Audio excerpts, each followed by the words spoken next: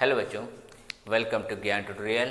आज आपका 12th class की फिजिक्स का लेक्चर डालने जा रहे हैं और इससे पहले ऑप्टिक्स के 3 लेक्चर हम डाल चुके हैं, जिसको पढ़ चुके हैं हम लोग। 3 टॉपिक पढ़ लिया गया है। पहला टॉपिक हम लोगों ने पढ़ा था ऑप्टिक्स में law of refraction, second topic डाल दिया था रिफ्लेक्टिव इंडेक्स के बारे में, थर्ड डाल दिया था आपने रेक्टेंगुलर स्लैब की कंडीशन में लेटरल डिस्प्लेसमेंट की कंडीशन को लेके कि ये लेटरल डिस्प्लेसमेंट भी कैसे बनता है। अब आज हम लोग को एक्सप्रेशन ऑफ लेटरल डिस्प्लेसमेंट करना है, यानी कि लेटरल डिस्प्लेसमेंट की एक छोटी सी डेरिवेशंस है, इंपॉर्टेंट डेरिवेशंस है, वो हम लोग को करनी है।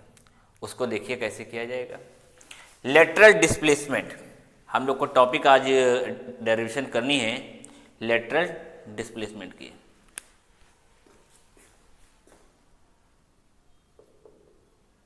लेटरल डिस्प्लेसमेंट, इसको करना है। लेटरल डिस्प्लेसमेंट की डेरिवेशन करनी है, जिसको हम लोग हिंदी में बोलते हैं पार्श्व विस्थापन। अच्छा, अब डिस्प्लेसमेंट करने से पहले इसकी हेडिंग हम थोड़ी छोटी सी डाल दें तो ज़्यादा बेटर है, कि जगह कम है। डेरिवेशन बड़ी है, लेटरल डिस्प्लेसमेंट।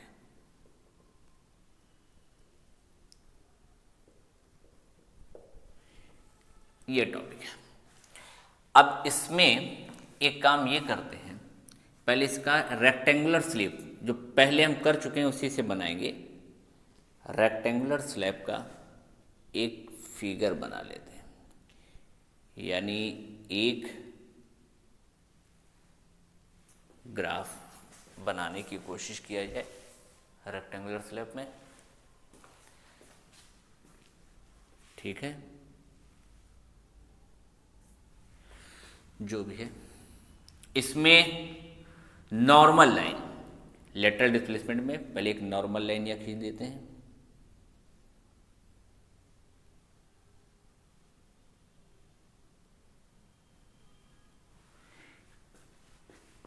लाके मिला देते हैं।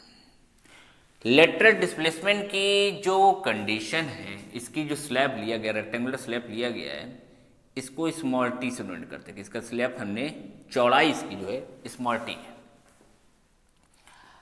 अब एक इंसिडेंट रेज इसके ऊपर भेजा जाए,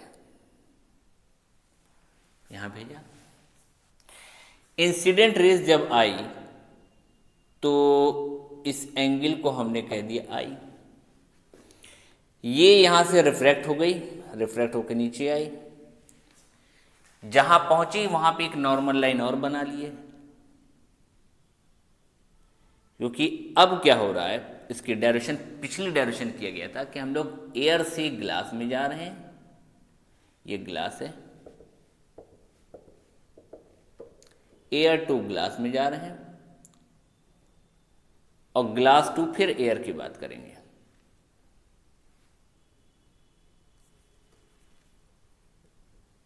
ठीक, ये यहां आई तो फिर अपने पोजीशन से जब एयर में आई तो फिर से आगे बढ़ गई, ऐसे हो गई।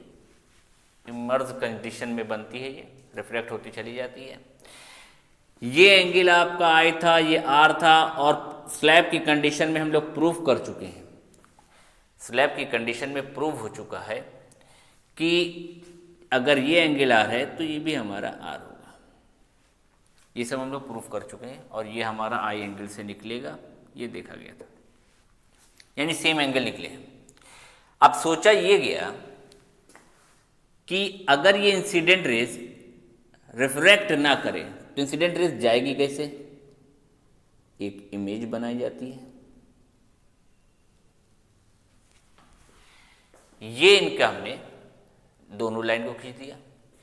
ये जो पोजीशन बनती है इसी को हम लोग लेटरल डिस्प्लेसमेंट कहते हैं। जो इनके बीच का डिस्प्लेसमेंट पार्ट आया, यानी जिस लाइन को सीधे चले जाना चाहिए था वो इमर्जन करती हुई सीधे, यानी रिफ्रैक्ट करती हुई इसने अपनी इस पोजीशन पे पहुंची।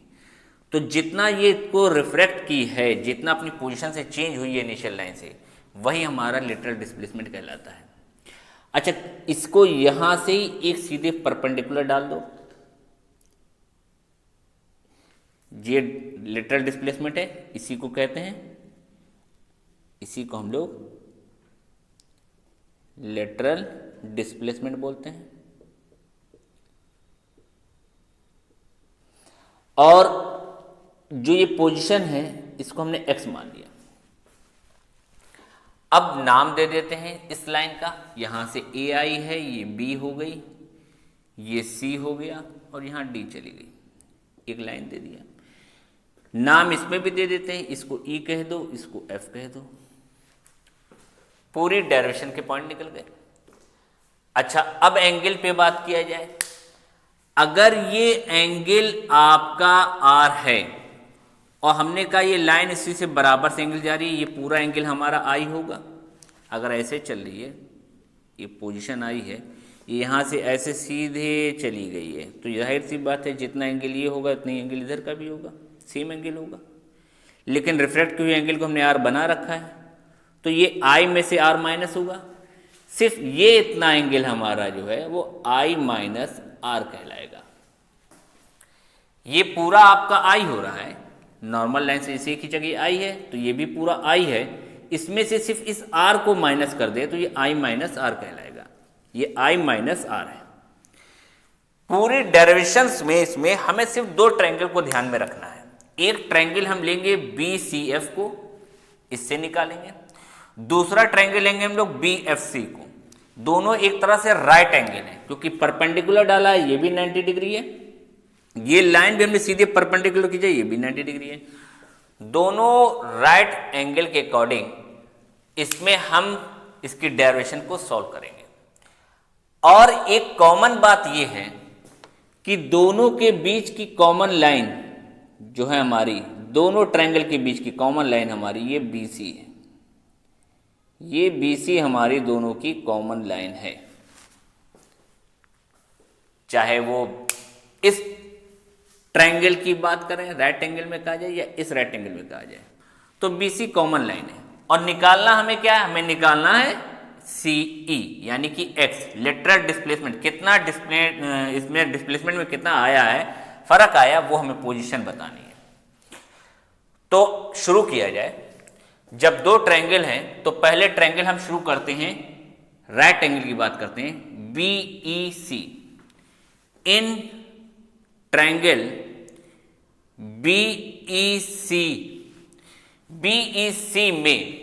BEC में देखा जाए 90 डिग्री है, 90 डिग्री एंगल यहां पे I माइनस R लिखा हुआ है। I माइनस R के सामने वाला परपेंडिकुलर होता है, यानी परपेंडिकुलर हो गया, 90 डिग्री के सामने वाला हाइपोटेन्यूज होता है। परपेंडिकुलर अपॉन हाइपोटेन्यूज यानी कि हमारा साइन का फॉर्मूला होता है। यानी इसके लिए हम साइन यूज करेंगे, क्योंकि हमें x मालूम है और बीच में कॉमन लाइन BC को देख रहे हैं। तो sine I minus R, sine I minus R is equal to लिखाएगा CE अपॉन में BC, CE अपॉन में BC। तो CE स्केच टू हो गया BC sine I minus R, BC common है इसलिए लिख लिया। हमें x निकालना है, BC sine I minus R। ये इक्वेशन फर्स्ट बन गई, इक्वेशन फर्स्ट बन के तैयार हो गई। सेकेंड इक्वेशन के लिए दूसरा राइट एंगल को ले लें, इन ट्रायंगल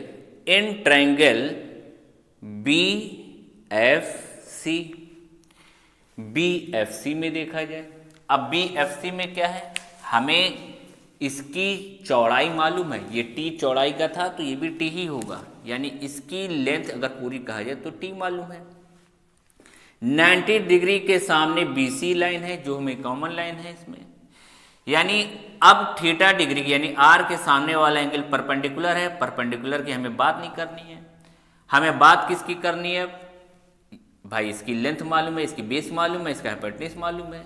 तो अब की बार cos R ले लेंगे, cos R is equal to B F upon में बी सी, यानी बी एफ इजकस टू आ गया बी सी,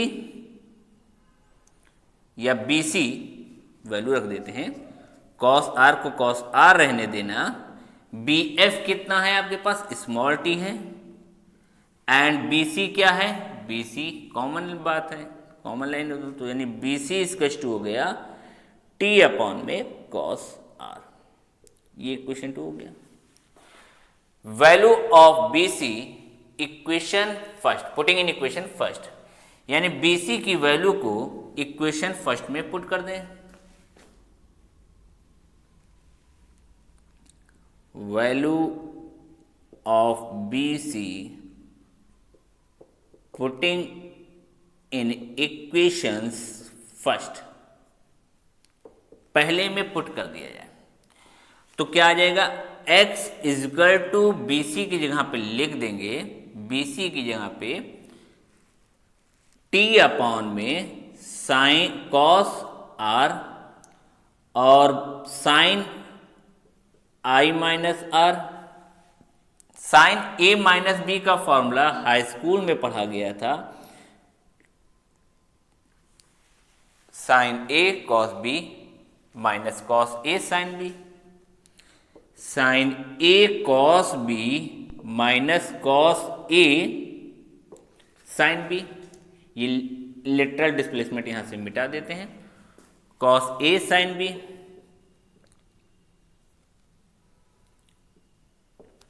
ठीक है। इस कॉस आर को डिवाइड कर देते हैं, x is equal to T upon में कॉस आर, ओहो, टी अपॉन में टी को रहने दो, sine I cos R upon में cos R minus cos I sine R upon में कॉस आर। ये कॉस आर से कॉस आर कैंसिल हो गया, यानी t इजकस टू मिल गया x is equal to T sine I minus cos I sine R upon में कॉस आर। पहले इतना आपके समझ में आ गया, ये टॉपिक आपका भी हुआ। अब इस टॉपिक के बाद जब यहां तक कंप्लीट हुआ है तो हम लोग रिफ्रैक्टिव इंडेक्स के बारे में जानते हैं कि mu is equal to sine I upon sine R, यानी म्यू की value sine I upon sine R, ये स्नेल्स लॉ से निकलता है, उसको इसमें पुट करना है बस। पहले इतना नोट कर लीजिए जल्दी से, इसको जल्दी से नोट कीजिए फिर बताते हैं।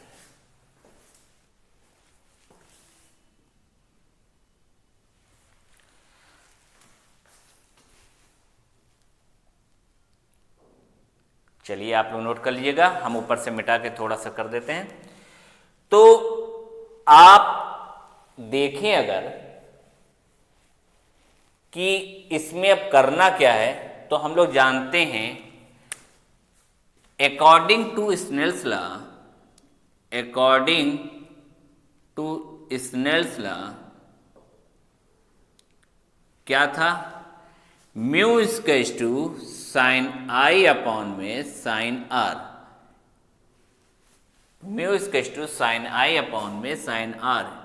यूपी बोर्ड के हिंदी मीडियम के बुक में या हिंदी मीडियम साइड में म्यू को n से लिखते हैं रिफ्रैक्टिव इंडेक्स, तो n भी चलता है, दोनों से डोनेट किया जाता है। Mu is equal to sine I upon sine R, बस म्यू का मतलब ये ध्यान लेना कि म्यू क्या है हमारा, तो यानी रेयर टू डेंसर मीडियम में जाने की कंडीशन है, एयर टू ग्लास वाली।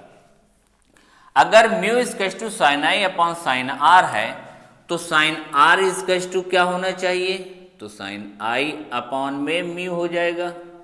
अगर sine R is equal to sine I upon में म्यू हो जाएगा तो कॉस आर की वैल्यू क्या होनी चाहिए, क्योंकि फॉर्मूले में साइन आर भी मिल रहा है कॉस आर भी मिल रहा है, तो अंडर रूट में 1 माइनस साइन स्क्वायर आर कह सकते हैं इसको, 1 minus sine square upon R कह सकते हैं। इसको रफ कर देते हैं,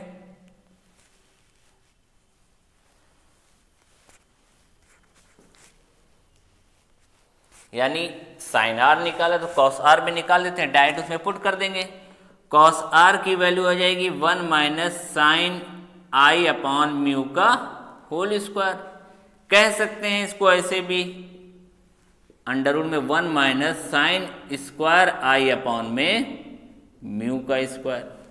साइन आर भी मालूम हो गया, कॉस आर भी मालूम हो गया। अब एक्स की पोजीशन जो है उसमें पुट कर देना है। एक्स की कंडीशन क्या निकली थी, एक्स इज इक्वल टू हम लोगों ने निकाल रखा है, x is equal to T sine I minus में cos I sine R upon में कॉस आर। ये पढ़ा हम लोगों ने भी फॉर्मूला नीचे। जहां साइन आर है वहां पे साइन आई अपॉन म्यू रख दो, साइन आई माइनस में cos I sine I upon mu. थोड़ा नीचे से लिख देते हैं इसको,